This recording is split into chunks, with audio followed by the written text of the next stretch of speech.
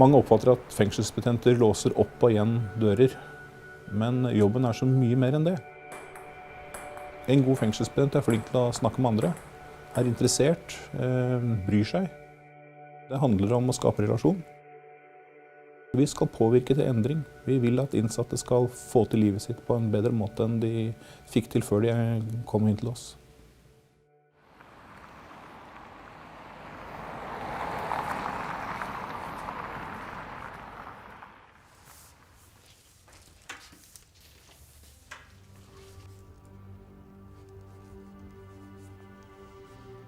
Jeg har alltid hørt at jeg veldig flink til å ta vare på folk. Da.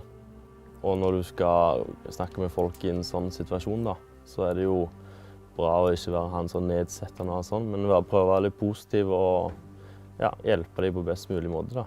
Ja, de motivert, de som skal begynne her. De ønsker nok å gjøre en forskjell for andre.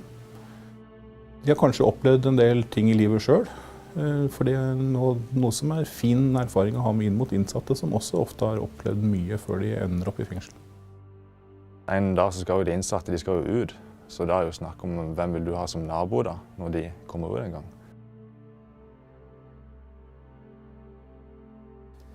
Det jeg gruer meg mest til var de fysiske testene. Ja, den fysiske funksjonstesten jo noe som mange gruer seg til på en opptaksdag det også, men til gjengjeld det noe som lett å forberede seg til. Bra! Husk å puste, strak i kroppen. Kjempebra, klare 30.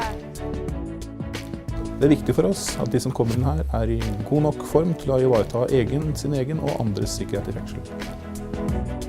3, 2, 1, tid! Veldig bra jobba. Hei sann, Erik. Kristian. Intervjuet noe som mange gruer seg til. Det skumle med det at de kjenner at de blir vurdert, og det gjør de jo også. For vi vil jo gjerne ansette de riktige folkene. Så skulle jeg ta opp denne modellen som Inger-Lise Lien har i artikkelen sin. Spesielt i semester 1 og semester 4, det første og det siste semesteret, så legger vi stor vekt på teoriundervisning, med undervisning i auditoriet, i klasserom og i basisgrupper. Men det noen utfordringer dere ser for deg når du kommer ut i fengsel? Så det jo en veldig ny måte å bygge relasjoner på. De som starter hos oss, de blir jo ansatt som aspiranter. Og det å være aspirant kan tolkes som å være at man ansatt til å gjøre en jobb, og det å i stor grad studere og bli best mulig fengselsbetjent.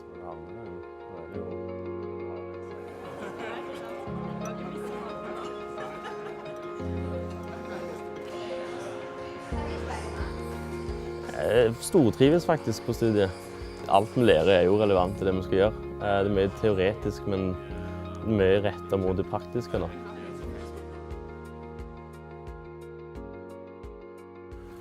Håndflater inn mot hverandre så lenge håndjernene på foran.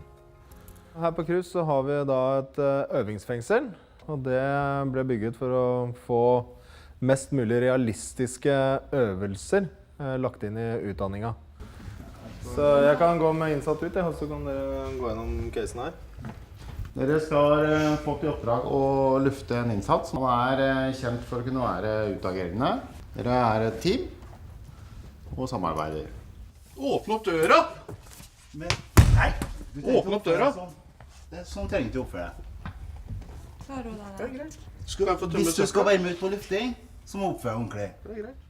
Som betjent så jo det viktigste det med å skape relasjoner, kommunisere, prate med de innsatte. Men i mange situasjoner så vi også nødt til å ty til fysisk makt.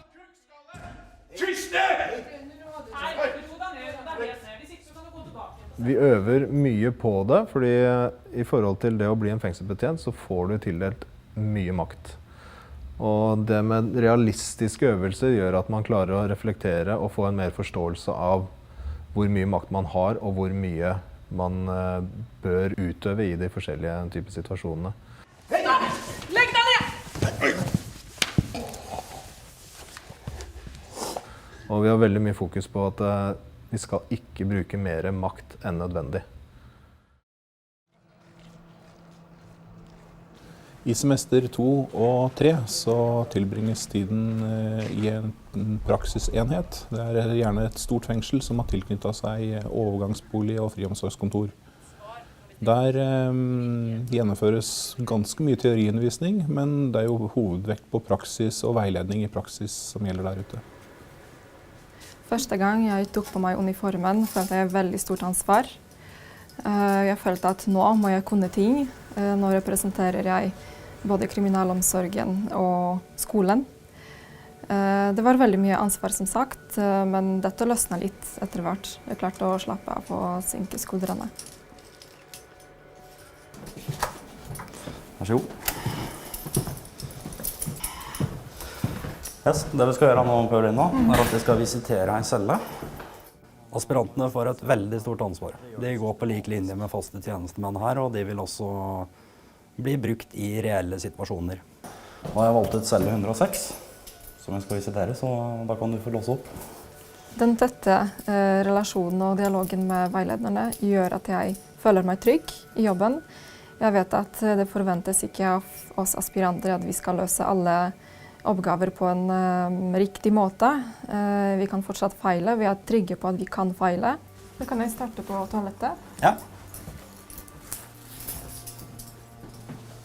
Det føltes veldig ubehagelig ut.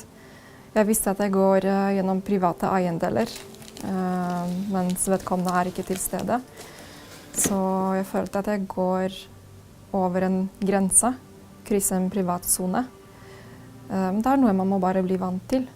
Det typiske ting vi kan lete etter, det er narkotika, det er våpen, tilvirket våpen. Det kan være informasjon om rømningsplaner. Det kan være diverse uregelmessigheter som ikke skal være på en celle. Yes, men da tenker jeg vi sier oss ferdige her. Det som er mest spennende i fengselsbetjentrollen er at man må avveie de to rollene man har. Det vil si, man må være samtidig omsorgsperson og noen som utfører prosedyrer som har med sikkerhet å gjøre. Det er veldig vanskelig. Det er vanskelig for oss og vanskelig for innsatte vi skal ha relasjoner med. Så når de trenger hjelp til noe, så er det du som er nærmest. Når de er enten lei seg, de er motivert for å gjøre noe med livet sitt. De vil ha noen å spille sjakk med. De trenger bare noen å prate med og møte, rett og slett. Så er du den nærmeste. 18, 89.